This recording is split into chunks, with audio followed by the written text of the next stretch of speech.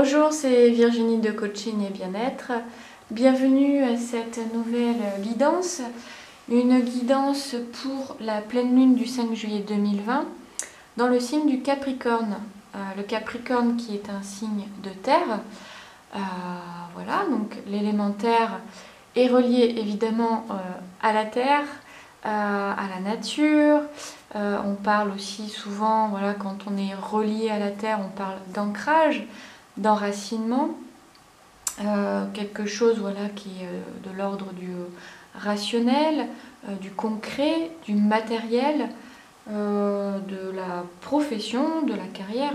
Capricorne, on dit de lui, voilà, qu'il est carriériste, ambitieux, voilà, c'est terre à terre, rationnel, voilà. Bon, en gros,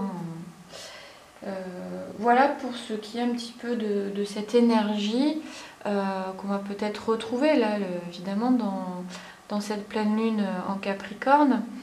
Peut-être aussi un retour aux sources, un retour à l'essentiel, à notre essence.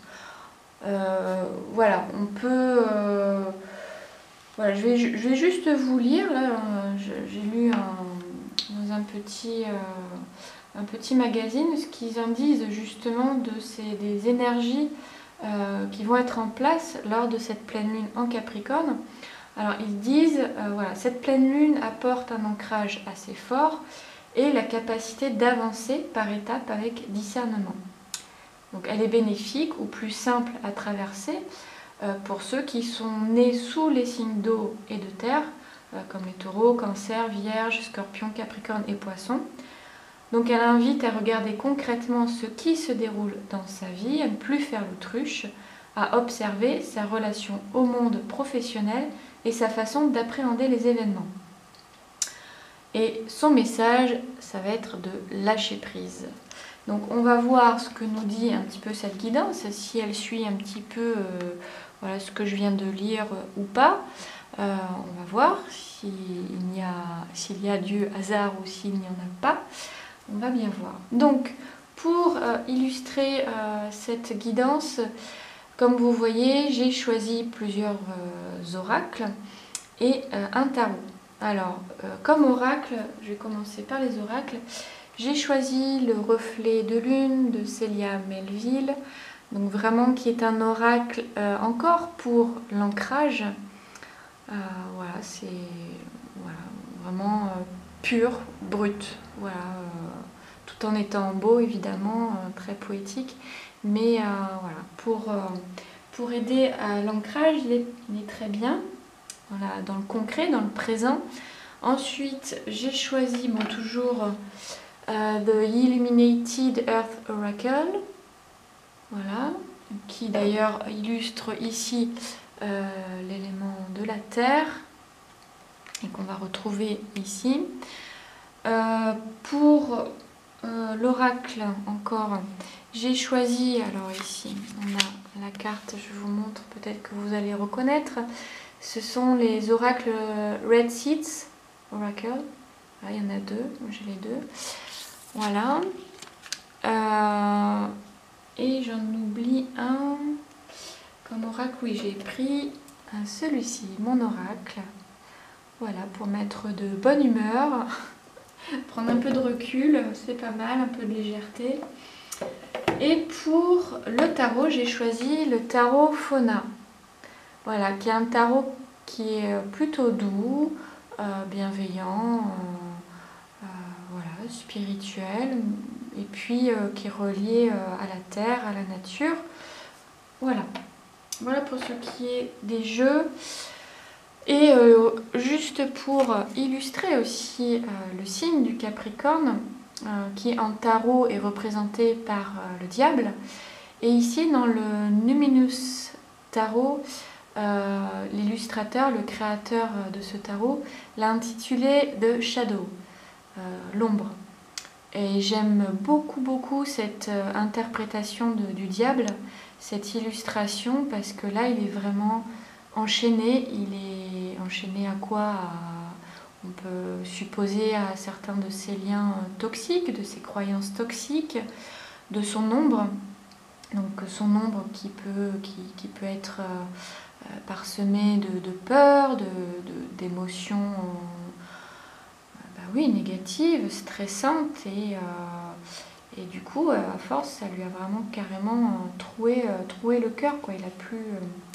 Il a plus de cœur, enfin voilà, même la gorge est nouée, enfin voilà, tout est noué et il est aveugle, voilà. Donc j'adore, ouais, j'aime beaucoup cette illustration. Alors, on va commencer. Alors, j'ai fait un petit peu comme la dernière fois pour la nouvelle lune en Cancer. Et j'ai fait donc, une lecture. Bon, évidemment, c'est pas les mêmes questions.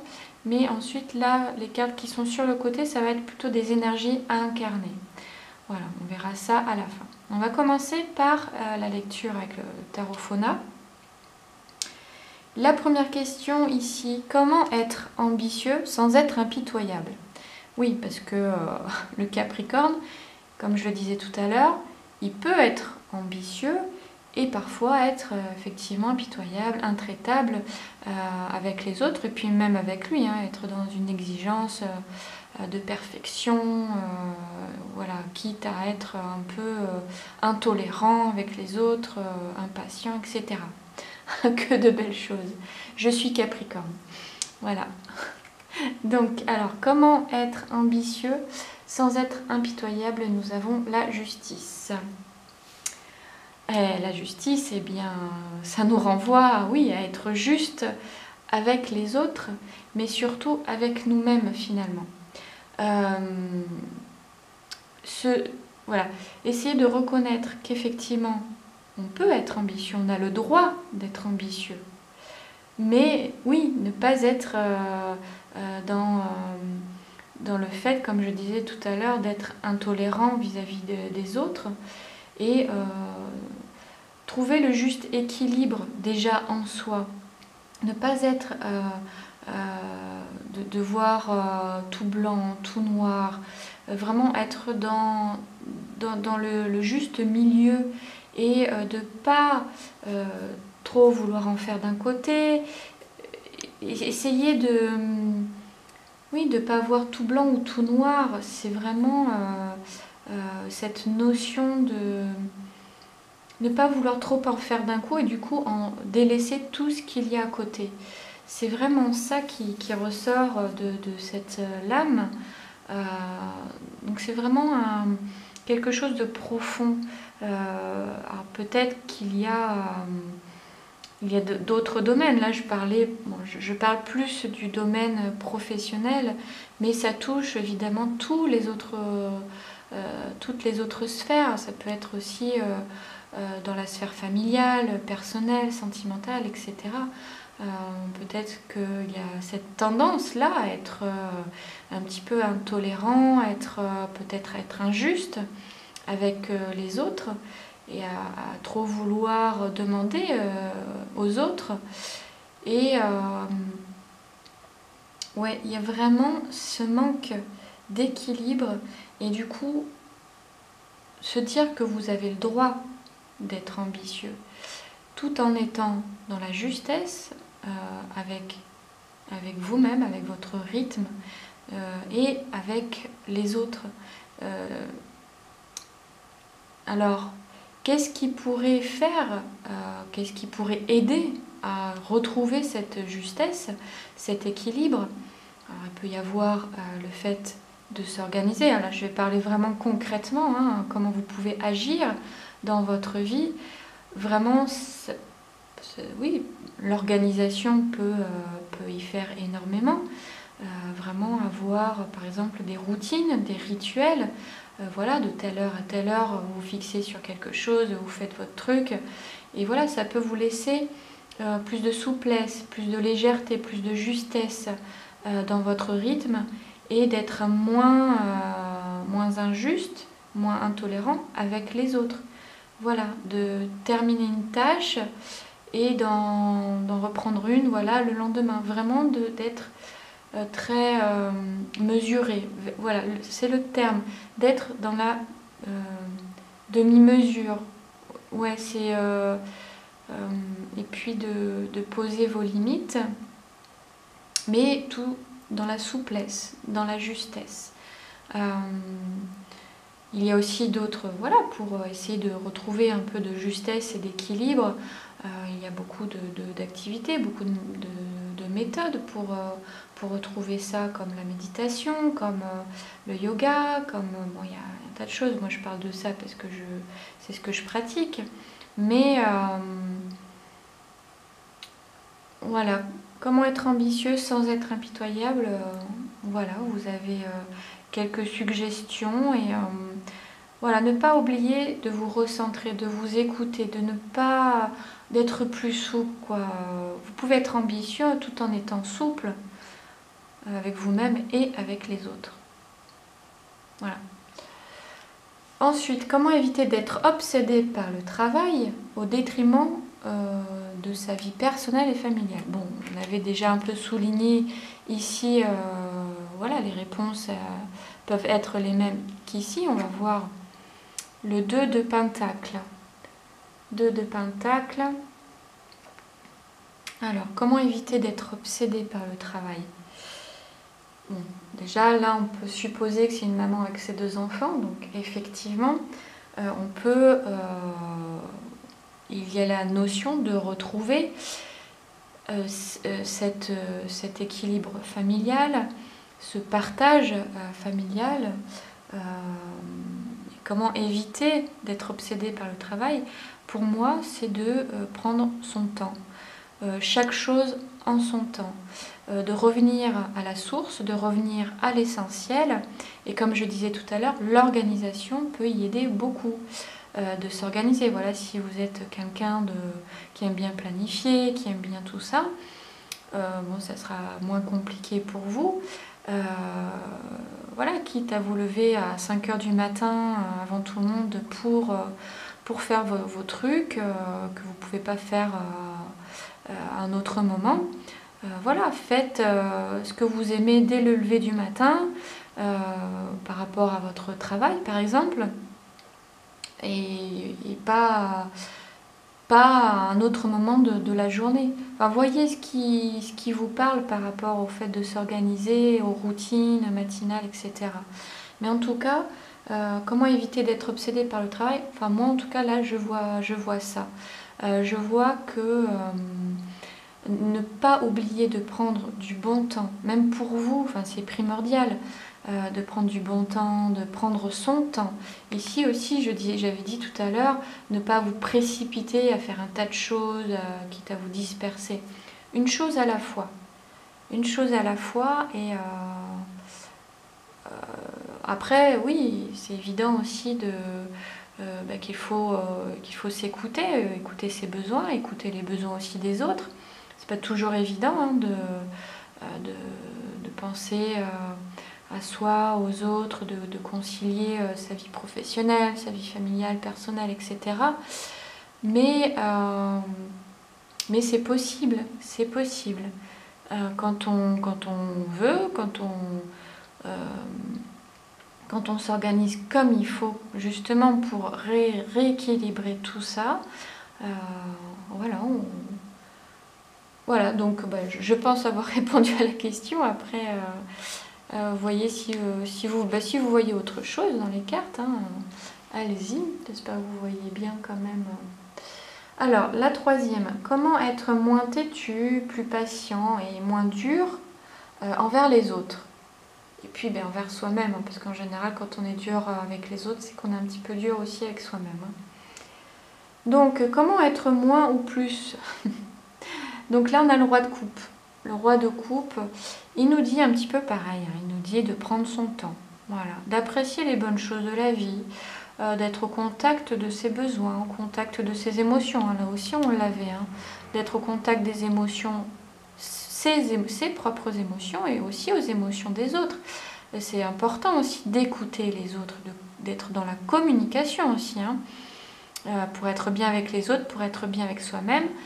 Il faut aussi, il faut aussi apprendre à s'exprimer quand il faut, avec du tact, hein, le plus de tact possible, et communiquer ses besoins.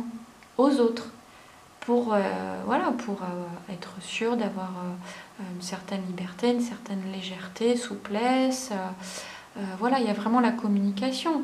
Pour pouvoir vous organiser si vous vivez avec votre conjoint, avec des enfants, eh bien, il faut exprimer vos besoins. C'est ce que cette carte vous dit, c'est d'exprimer vos besoins aux autres et que les autres aussi expriment leurs besoins. Comme ça, vous retrouverez justement cet équilibre-là et cette possibilité justement de faire ce qui vous plaît quand vous en avez envie, tout en vous organisant ou en faisant des activités, comme je disais tout à l'heure. Voilà, donc ici, c'est vraiment se poser, prendre le temps de communiquer ses besoins avec son partenaire ou ses partenaires, ça peut être aussi ses partenaires de travail, hein. Voilà, ça peut être dans la famille, et voilà. Et puis, voilà, avec la possibilité de vous retrancher un petit peu quand vous en exprimez le besoin. Mais il faut que les autres le sachent. Parce que les autres, ils ne peuvent pas deviner à votre place. Et on n'est pas télépathe. En tout cas, j'en connais pas. Voilà. Donc, bon, bah, voyez ce qui vous parle. Ensuite, comment faire passer son cœur avant sa tête. Donc, autrement dit, revenir à l'essentiel. Ce que je disais, ça revenait à ça ici, revenir à l'essentiel, à ses besoins. Et là, nous avons mindfulness, pleine conscience. Ouais. Comment faire passer son cœur avant sa tête? Oui, la pleine conscience, ça permet de revenir à soi, ça permet de revenir à ses besoins, de revenir à l'essentiel, d'être dans l'observation, d'être aussi dans la lenteur, c'est ce que je disais tout à l'heure, d'être plus dans la lenteur, moins se précipiter. Plus vous allez vous précipiter, plus vous êtes dans le mental, et moins vous êtes dans votre cœur, à observer vos pensées, à observer vos émotions. La pleine conscience, c'est ça, c'est d'être pleinement présent, dans le moment présent, à l'écoute de ses émotions, de ses pensées, de son cœur donc, et d'être ouvert à cette sphère-là. Et pour ça, il faut savoir se poser, se retrancher quand il faut, exprimer ses besoins, écouter les besoins des autres. Et oui, cette lenteur de se poser, de s'ancrer aussi. Hein. Alors, il n'y a pas beaucoup d'ancrage par là, oui, avec les pentacles. Mais, enfin voilà, je pense que j'ai... Voilà, pour comment faire passer son cœur avant sa tête, vous poser, prendre plus son temps, moins se précipiter, s'observer, s'exprimer, exprimer ses besoins, écouter l'autre, observer ses émotions, ses pensées, un petit peu ses cogitations, essayer de planifier aussi si vous voulez vous organiser et retrouver un petit peu cette justesse-là. Voilà tout ce que ça peut vouloir dire. Ensuite, comment être davantage dans le lâcher-prise et débrancher? La lune. Alors qu'est-ce qu'elle nous dit la lune pour lâcher prise? Comment être davantage dans le lâcher prise et débrancher? Ça rejoint un petit peu ça. Hein. Être là, ça peut vouloir dire être face. Alors c'est ce que renvoie la pleine conscience, c'est être face à ses émotions. Et de suivre un petit peu aussi le cycle, son rythme naturel. Alors ça peut être le cycle menstruel, le cycle lunaire, le cycle naturel de la vie. Voilà, vivre un peu au rythme pour être présent. Voilà, laisser faire un petit peu le flux de la vie, le cycle de la vie. Et d'être face à soi-même, de s'observer. Voilà, pour être dans le lâcher-prise, ouais, il faut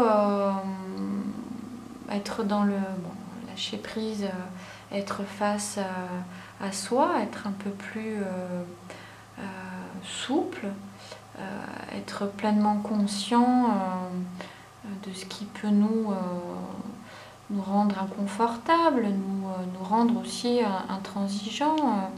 Voilà, là peut-être qu'il va falloir, on vous suggère peut-être un travail sur vous, un travail un petit peu sur ces facettes cachées qui peut un petit peu nous enchaîner et du coup nous rendre un petit peu par moments trop exigeants, à vouloir être trop parfait, à être obsédé par le travail par exemple, ou qui nous empêche aussi de nous exprimer clairement, qui nous empêche d'être dans le moment présent. Voilà, là on vous suggère simplement d'être ouvert à toutes ces facettes de vous pour trouver des solutions et de ne pas en avoir peur parce que ça fait partie tout naturellement de la vie et voilà tout ce que j'ai à répondre à cette question. Pour la 6e, comment croire davantage en moi, en la vie, en ma vie? La force. Comment? De quelle manière? D'être ancré, d'être connecté, d'être fort, oui, d'être courageux, d'avoir pleinement confiance en ses capacités, en ses compétences, voilà, en toutes ses compétences, que ce soit des compétences personnelles, spirituelles, professionnelles, enfin voilà, vraiment se reconnecter un petit peu à tout son potentiel en faisant ce travail-là avec la Lune, en faisant ce travail de pleine conscience, en osant exprimer ses besoins, en écoutant les autres, à revenir un petit peu aux sources, à l'essentiel. Voilà, c'est vous reconnecter avec une certaine souplesse, enfin voilà, tout ça, une souplesse, mais en même temps, voilà, ça fait partie de votre force intérieure. Comment croire davantage en vous, en la vie, en votre vie? De quelle manière croire en vous? C'est de vous reconnecter en fait avec tous vos potentiels et de ne pas oublier l'essentiel. Voilà, vous avez une certaine force en vous, quelle qu'elle soit. Hein. Vous n'en avez peut-être pas forcément conscience, peut-être que il y a des sortes de, par exemple, comme on peut les qualifier de faiblesses. Par exemple, je pense à l'hyperémotivité, l'hypersensibilité. Alors oui, au début, ça peut être vu quand on le vit mal comme une faiblesse, mais on peut s'en servir aussi comme une force. Voilà, donc tout dépend finalement de votre vision de vous, comment vous voyez, comment vous vous percevez. Voilà, tout dépend de vous. Donc repensez à toutes les forces, à tout ce que vous avez accompli jusqu'à présent, sans pour autant voilà, avoir fait les choses avec une force, avec courage. Mais essayez de voir voilà, votre évolution un petit peu, tout ce que vous avez accompli jusqu'à maintenant, quoi. Faut pas oublier même les petites choses.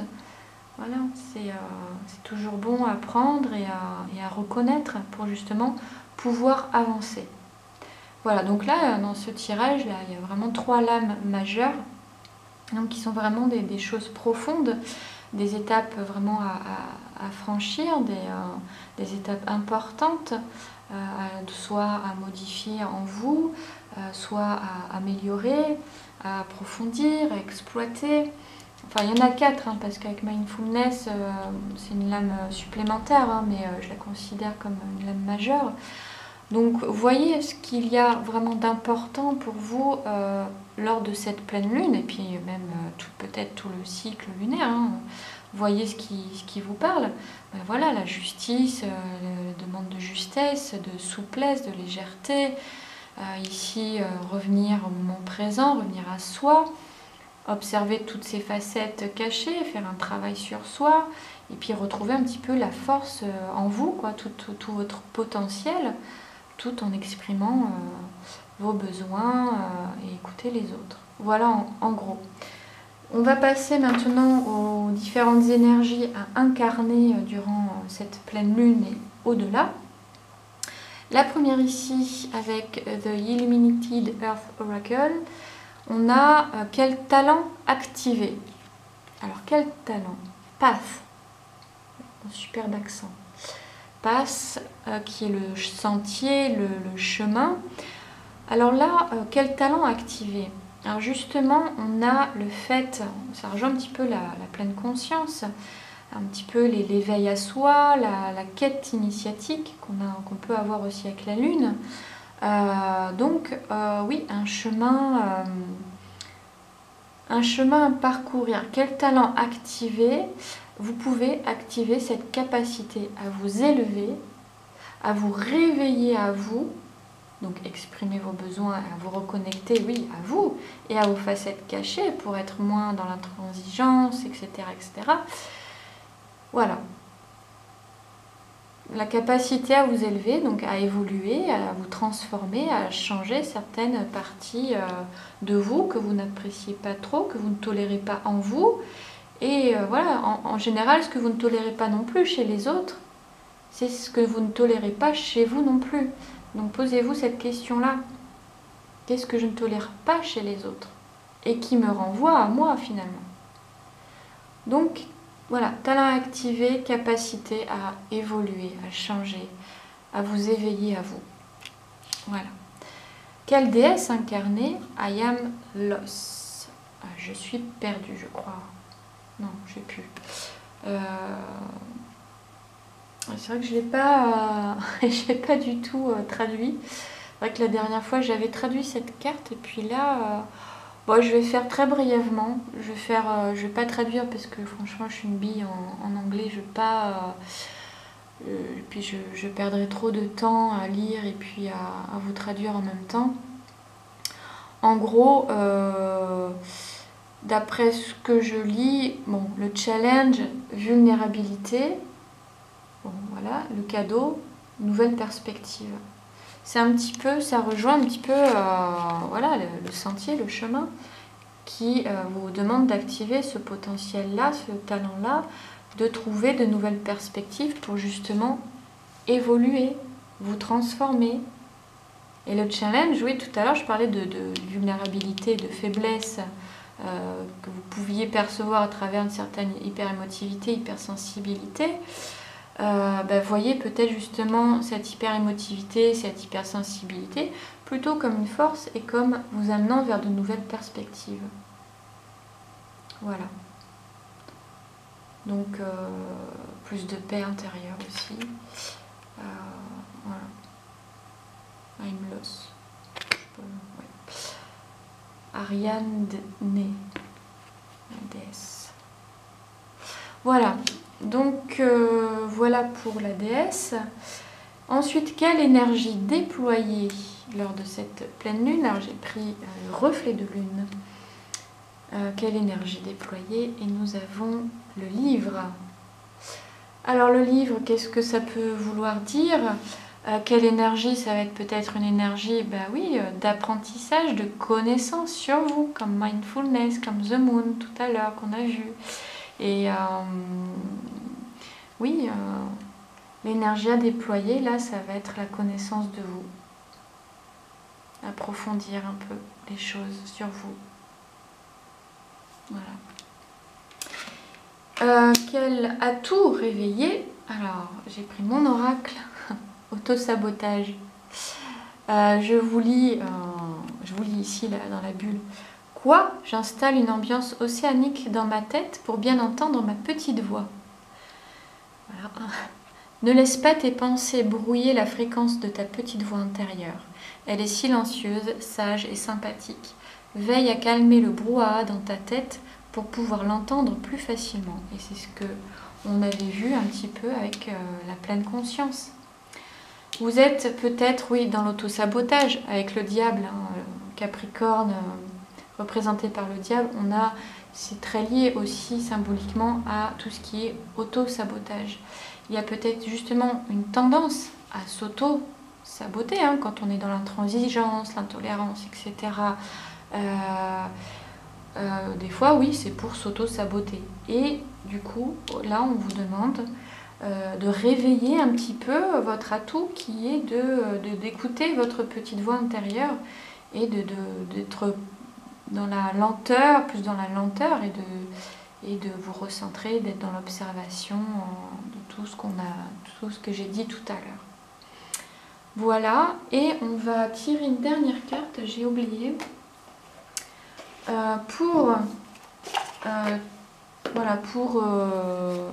trouver un mantra, par exemple, une affirmation positive pour vous aider lors de cette pleine lune.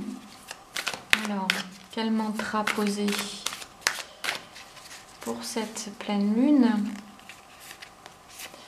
Alors, on a l'eau. Bon. Alors, l'eau, qu'est-ce que ça peut représenter? Oui, l'émotionnel, tout le côté émotionnel. Et peut-être, comme on disait tout à l'heure, je me reconnecte à mes besoins. Je me reconnecte à mes émotions. J'observe mes émotions. Là, ce sont des exemples.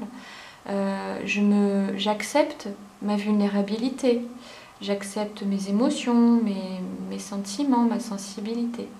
Enfin, vous voyez ce qui vous parle comme affirmation. Vous pouvez en créer une si vous le souhaitez et vous en servir au quotidien. Voilà, donc écoutez, j'espère que cette lecture vous aura parlé. Et si c'est le cas, mettez un petit pouce bleu, un petit commentaire, partagez et puis abonnez-vous à ma chaîne. Et voilà, et puis je vous dis à une prochaine guidance. À bientôt!